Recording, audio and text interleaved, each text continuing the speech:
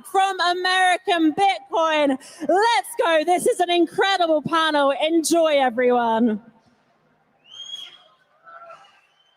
All right. Let them hear it, guys. Woo! How are you, Las Vegas? Take a seat, gentlemen, please.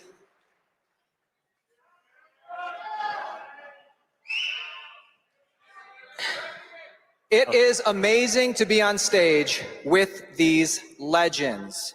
Guys, promises made, promises kept. How does it feel to be building a Bitcoin company in a Bitcoin-friendly country?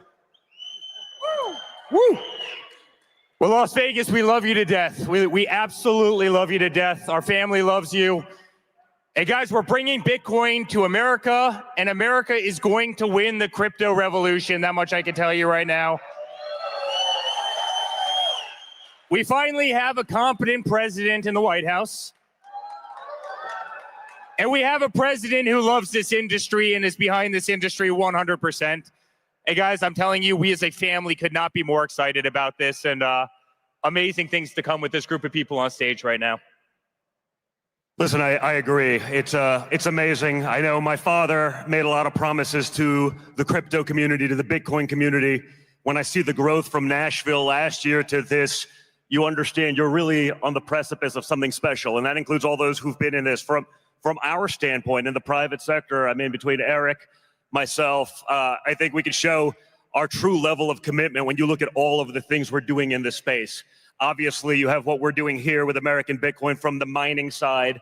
I think you saw all the announcement yesterday. Truth Social, TMTG, committing $2.5 billion to a Bitcoin treasury. And then, you know, the trifecta of crypto, you have what we're doing with World Liberty and USD1 from a DeFi platform. And so, you know, we didn't just talk about the sound bites. We're actually executing on all of the things, and we're very long crypto. I mean, it's a huge part of everything that we do right now. And, you know, so my name is Aaron Arnold. I've millions of followers online at Altcoin Daily. Of course, you know the Trump brothers. I want to, and guys, anytime at any point, anybody's feel free to jump in and we're all going to have a conversation. I want to get to know these two guys right now, the leaders of American Bitcoin, the Trump's mining company. And, you know, tell us, you guys were working in Bitcoin mining before President Trump got elected. You have been here for years and you're here this year. How is it different this year? Is it a night and day difference? There was a chance that we would not be sitting here today. The previous administration and their anti-crypto rhetoric, the proposed bills, the proposed 30% excise tax to miners, we wouldn't be sitting here today. We could be an orange for Bitcoin, but it'd be an orange jumpsuit based on some of the ways they were prosecuting these things, right? Absolutely. Slightly different kind of orange, not exactly for me. And on that point, now you have regulators hosting roundtables with the industry leaders working hand in hand in charting a path forward. I'll give an example. I'll give an analogy. I'll give a metaphor. Before, if you wanted to get from point A to point B, and you knew the path was littered with landmines, but you didn't know where they were. And when you find out, it's too late. That's enforcement with lawsuits. Now imagine getting from A to B, but the regulators are there side by side with detectors. You cross from A to B together while mapping out where the landmines are for everyone else to know how to get past safely for the next travelers. It's truly incredible to be making America the crypto capital of the world. I could not agree more. You could feel it, Mike, right? You could just feel in the air. Things have changed, right? We've obviously been through so many roller coasters, ups and downs, but every time the up is higher, right? Every time is a little bit better, and the time truly is now. I think one of the things, I don't know, everyone didn't have the benefit of doing this. I was in yesterday and I spoke on this stage, and the vice president then had a roundtable with David Sachs, who's the crypto czar for the White House. And I got to just sit in on the room and listen. Obviously, some of the biggest leaders in the space. I'm sure you all know every person that was in the room. And you could see just in the responses, it wasn't your typical DC politician, like, here's the 4 things that someone gave me sound bites that I had to read off, and we checked that box. You could actually see everyone in the room just breathe a sigh of relief, because not only did the vice president, but obviously the crypto czar had such a fundamental understanding of the issues, of the space, invested in it themselves. These are people who've been in it for years and got it. That's such a big deal, where in Washington, the people who are making these rules, hey, crypto's big, it's sexy, so we're gonna put the person who has the most tenure. They don't have to know anything about the space. They're gonna make trillion-dollar decisions that they know nothing about. You could see everyone in the room was like, oh, thank God, they get it. And I think that's gonna bode very well for the community. Let me getting called off? They're a violinist? Was that bad? Let me ask you guys this, because I've been talking to the tens of thousands of people watching the conference right now, and of course there's millions and millions watching at home, and it's very rare we get both Trump brothers to talk about crypto on the same stage. And this is something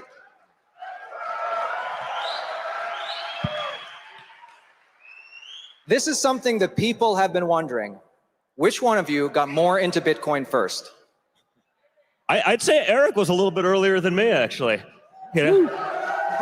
I got a lot of my time for the last decade has actually been focused on politics, and it's sort of nice to be like, hey, we've run our last race. Now I'm fully, out of that space and to get back into focus. I think we all sort of experienced it a little bit in that, between the two of us, I think we're the most subpoenaed people in the history of the world.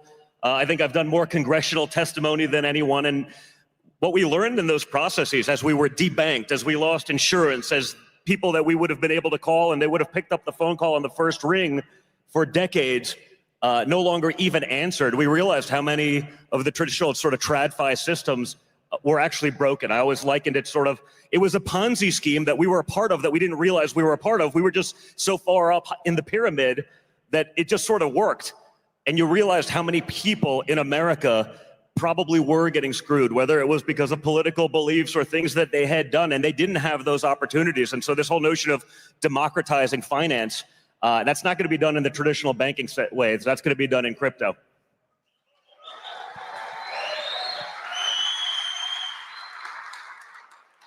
Every single person in here got those calls, right? I mean, Don and I were getting these on behalf of commercial buildings, on behalf of hard assets. Hey, guess what? Your bank account is gone.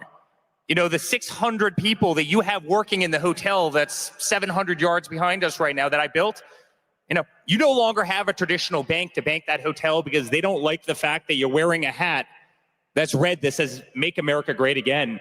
Guys, we probably would have never found crypto had it not been for the very same scumbags that were coming after all of you.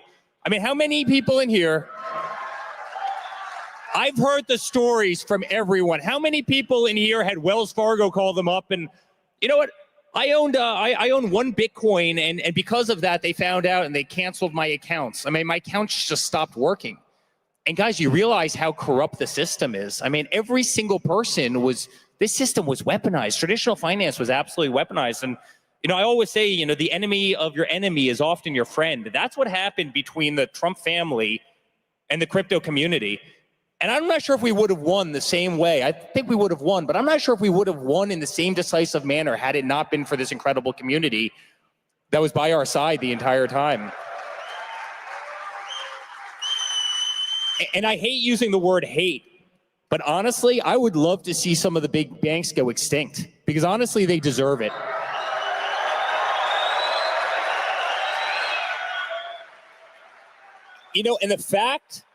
And the fact that they've been allowed to get away with murder for as long as they have is honestly kind of shocking.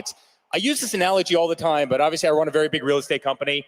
Every Friday at 5 o'clock, we're waiting for a wire to come in. The SWIFT system is broken, but not a single person outside the crypto community has talked about this system that's so fundamentally flawed. It works 40 hours a week, barely. You have traditional banking in this country that runs 9 to 5 with an hour-and-a-half lunch break. Go try and get a mortgage on your house. It takes 120 days, of which case at the end of it, they deny you, even though they've banked you forever. They say your money's safe when, you deposit $1 million in a bank and they keep $100,000 of it and they go spend your money somewhere else. You go try and pull out more than $5,000 and you're on some terrorist watch list somewhere. I mean, the whole system, guys, is broken. And now all of a sudden you have crypto, which solves all the problems. It makes everything cheaper. It makes it faster. It makes it safer. It makes it more transparent. It makes the whole system more functional. And you wonder why these massive buildings that dot the skylines of every city around the world, you wonder why these buildings even exist, and the thousands of people that are pushing antiquated paper in these buildings. And guys, they're fearful of this room. They're fearful of all of us, and they better adapt. Otherwise, they're going to get run over, and they're going to get run over really, really quickly.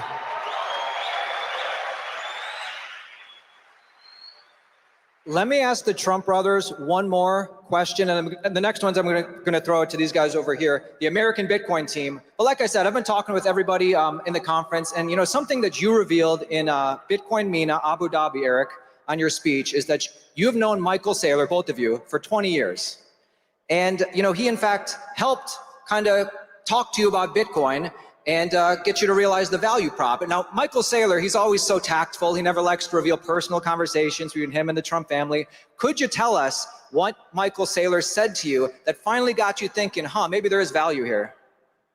So Michael's been a great friend of mine. And by the way, everybody needs to give him a round of applause because he's great, truly one of the greatest. Bitcoin is so fortunate to have him. Crypto is so fortunate to have him, but he's truly one of the great spokespeople. But I've known Michael for 20 years, long before he even went down the Bitcoin route. We were friends from New York. But I was with him about a year ago. He goes, Eric, here's the play. You need to mortgage Mar-a-Lago right now. You need to take $2 billion out on Mar-a-Lago right now, and you need to go long Bitcoin. And I go, I don't know, if I mortgage my father's house right now, I'm not sure if he's, and by the way, he's a total Bitcoin maxi, but I'm not sure if he's going to be thrilled. But, you know, the amazing thing about Michael Saylor is he is truly one of the most pure, incredible people. He tells everybody, including Mike, right, including Matt, including our entire team, he goes, guys, do what I'm doing. Do what I'm doing. There's such incredible opportunity. I've never seen that in any other industry where you have the titan of the industry that's literally advocating for smart people to compete against them. And that's how much Michael Saylor loves this industry. And I think all of us owe him a tremendous debt of gratitude because what he's done for all of us is tremendous.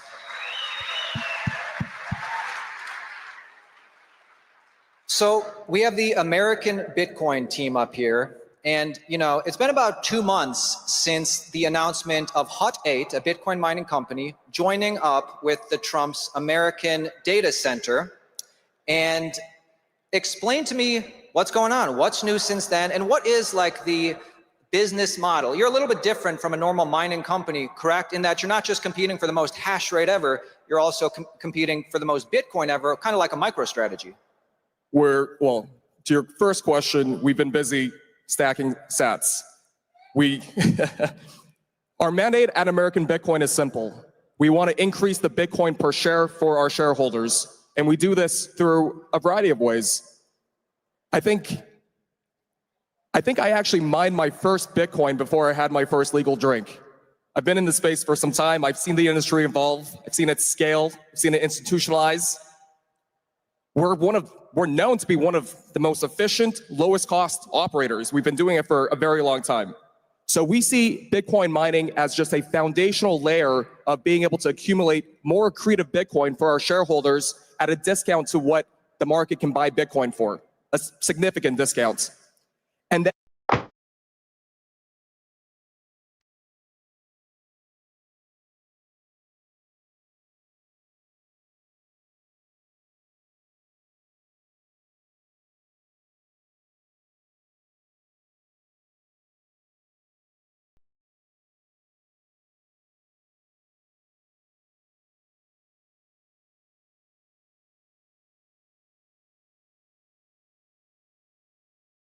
but your ownership will always have a ratio of 1. At American Bitcoin, we're an actively managed company, and our aim, measure our success by increasing that static number year over year. What I would say is that, you know, to Mike's point, we are looking for ways to accumulate as much Bitcoin as fast as possible, right? So we're running lean, we're stacking sats via our mining operations, we're going to stack sites with accumulation. how do we maximize that balance sheet? And how do we make sure that we're a leader in the space? How do we create data centers here in the United States? How do we use energy here in the United States? What can we do to make sure that if there's hash rate globally, we're making sure that at the end of the day, we're making sure the US stays a category leader in Bitcoin mining and in Bitcoin accumulation. Guys, let's talk to the average American right now. You know, I talk to millions of people every day on my channel, and what I hear a lot is, well, Bitcoin's already over 100K. I can't buy one whole Bitcoin anymore. You know, I could buy maybe 0.1 Bitcoin or a fraction of a Bitcoin, but I don't know, it doesn't seem worth it. What would you tell to somebody that is saying, you know, should I buy 0.1 Bitcoin? Is a fraction of one Bitcoin worth it? I think without question. Listen, I think for everyone, the second you get in it, right? Even as a student of finance and whatever it may be, once you're vested, all of a sudden you're paying attention. You're in the details. You don't have to buy 100,000, at Bitcoin. Like you buy as much as you can, whatever percent you can, and once you have that vesting, you're all of a sudden committed. You're paying attention to the details. You're understanding the game a lot more. You figure it out. I mean, people have said, "Hey, Bitcoin's too expensive." They said it at 1,000, and they said it at 10,000. They said it at 50,000. This is a story that's pretty old right now. This has been going on for over a decade, where it's too much. So, I think it's just important to get people in the game, to start understanding that, to utilize the other platforms, to be able to figure out DeFi. I think the more you do that, the more people are vested, the further away you get away from the traditional finance systems, and I think the whole community grows accordingly. Guys, there's one other aspect about this. I mean, all of us travel all over the world. Don and I travel hundreds of thousands of miles a year. I'm telling you right now, everybody in the world wants Bitcoin. I don't care where you are. I don't care if you're, royal families. I don't care if you're the biggest, financial institutions. Everybody wants Bitcoin. Everybody is buying Bitcoin. If you go back 12 months, there were probably less than 100 companies that were treasuring Bitcoin that really had any. And now every single day, it's another sovereign wealth fund. Look what GameStop just did. Look what Truth Social did. Every single day, people are allocating billions and billions of dollars to it. 0.1 Bitcoin is going to be worth an absolute fortune. And, look at the OTCs. The OTCs have the least amount of Bitcoin ever on their books, right? I mean, the arrow is going straight down as the price of Bitcoin is going straight up. I've got a dear friend. He spoke on the stage before, Simon from Metaplan, and I asked him, what's the hardest problem? And he goes, honestly, we're running out of Bitcoin. It's hard to find on the exchanges. I mean, guys, everybody wants it. No one wants to get rid of it.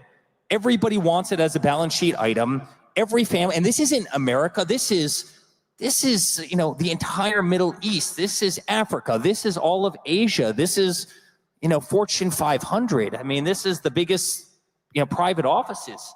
Everybody wants it. No one wants to get rid of it, and it's incredibly powerful. And I think you're going to see the value skyrocket. So don't be afraid of the integer. You don't need to buy things in whole integers. You can buy things in fractions of integers. And I think that's actually how Satoshi designed the system, to actually be designed to buy in fractions of integers. We just are so early to the game that some of us have been lucky enough to buy, full Bitcoin or many full Bitcoin, but don't.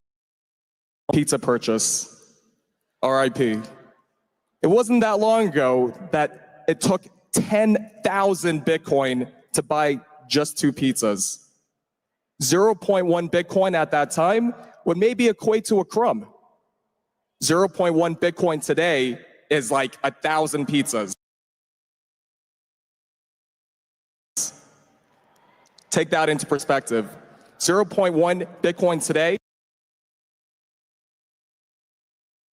1,000 pizzas. Tomorrow, someday in the future, a luxury car, a house, a plane. It's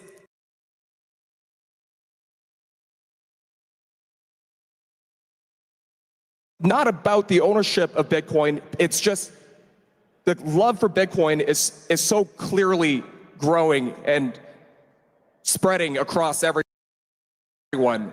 Just start accumulating. Just start accumulating. Once that 10 Satoshis, 100 Satoshis, it's never too late. Totally agree, and that's worldwide, right? You just got to get off of zero, Mike, right? Just get off of zero. That's it. Start one Satoshi at a time, stack the sats, get off of zero.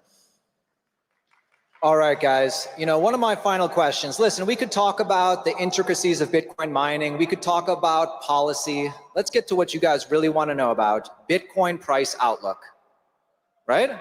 Now, Don Jr. said the other day he believes Bitcoin's going to the moon.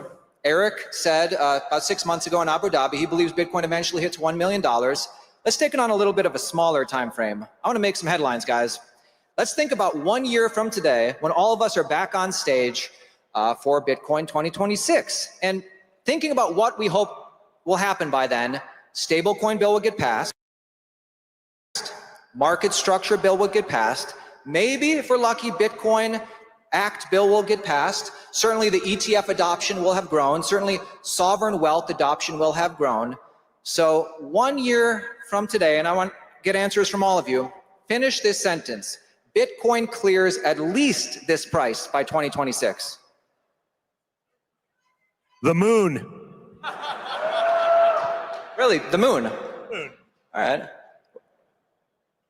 I think it clears 170,000. That's my prediction. Don, what do you think about that? 170? I was going to say between 175 and 150, somewhere in there. Okay. Well over 200,000. Yeah. No, guys, I think Bitcoin's in the six figures, and if we do things right, it's going to 7. Got to put that out there. And of course, none of this is financial advice. Got to hold these guys' feet to the fire to get an answer. But then besides price, like just, nothing to do with price, just as this industry is changing, and you guys are like 100% full in this industry now, and you guys have been for a while, like what are your predictions for how this industry does change, whether it has to do with, Bitcoin adoption, crypto adoption in the US specifically or around the world? What are you guys seeing? I think you're going to have an industry that, if you look at the maturity of this conference, it's unlike any that I've been to before. This is the most mature conference that I think has been held in crypto. And if you go back even a year, right, it's very different. You have an industry that for the first time has a lot of really beautiful voices, a lot of really strong voices. You have an industry that's self-policing itself. You have an industry that's starting to focus on hospitality and user experience. You never had that before in crypto, and those were all kind of hindrances of the industry. And so the maturity of what's taking place, and by the way, the antis can no longer deny what's happening out there. I mean, every single day you had CNBC that was shitting on all of us and everything that we believed in. Now all of a sudden they're embracing it for the first time. I mean, isn't that a really beautiful thing? You had Jim Cramer going out there and saying that Bitcoin was going to go to 0 before it was going to go to 200,000, and now all of a sudden, Inverse Cramer, baby. Inverse Cramer. Now all of a sudden they're kind of biting their tongues. And so I think the best days of this are ahead of us. There's no question we're in the dial-up mode right now. The next 10 years are going to be absolutely parabolic. And the people that get in on the ground floors, I think, are going to make an absolute, fortune. And I think I just, if I could quickly say, on behalf of this group, the ABTC group, it's not even just getting in at par. These guys, based on how good they buy energy, are literally mining Bitcoin at $40,000 a coin, $41,000 a coin. There's no commodity in the world. Gold, you go out and mine gold right now, you're pretty much buying, you're mining gold at par, and you're selling it using complicated options and things like that to make small little spreads. What commodity in the world can you mine at this kind of margins if you do it the right way, if you have the backbone that Hut 8 has, if you have the power grid, if you have the cheapest energy in the world, which we're doing in the United States, in the great state of Texas, which the Trump family absolutely loves. And so it's so cool. It's like, you're able to go out, physically build these buildings, physically mine, use American energy in America to grab, one of the greatest assets the universe has ever seen that's appreciating at 50 or 60% year over year, and acquire it for 30 cents, 40 cents on the dollar. To me, it's like the coolest business model ever. And I've never been more proud to be part of something than we are with these incredible guys. So had a lot of fun. Consider these guys unbelievable friends, and sky's the limits for American Bitcoin. And then final thoughts. We Anybody? love you. Thanks, Eric. So I would say a decade ago, the crypto community we were seen as the misfits. It wasn't mainstream cool. It wasn't. But now that rhetoric is completely flipped. It's completely flipped. Now we're on par with where the sentiment of gold was 50 to 100 years ago. It was everyone's dream to own a nugget, a gold bar. Crypto has so much room to run, so much room to go.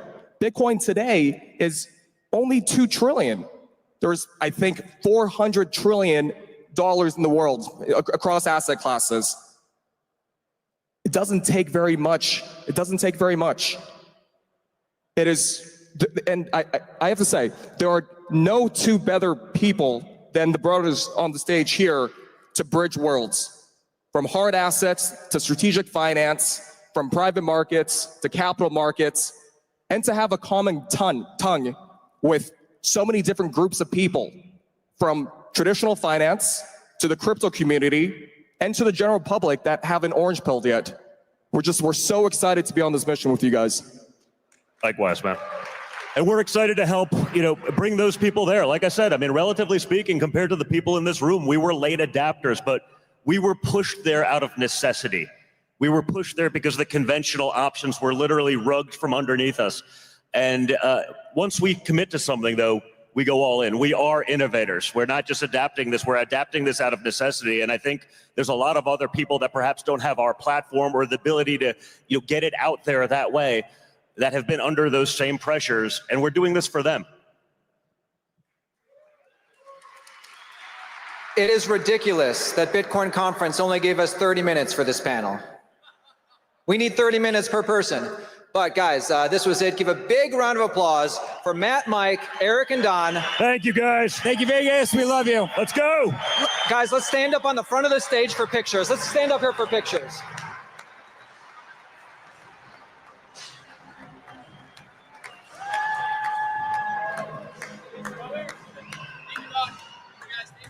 Thank you so much for that incredible panel. Wow, look at this crowd. This is incredible. This excitement is insane. I know 30 minutes was not enough for this incredible panel. Some super bullish predictions on this stage as well, which was incredible to listen to. And thank you so much to this incredible crowd as well. I love this excitement. It's incredible. I've got my astronaut suit. We're going to the moon, guys. We are going. Let's go. Let's go. Thank you, gentlemen, so much. That was...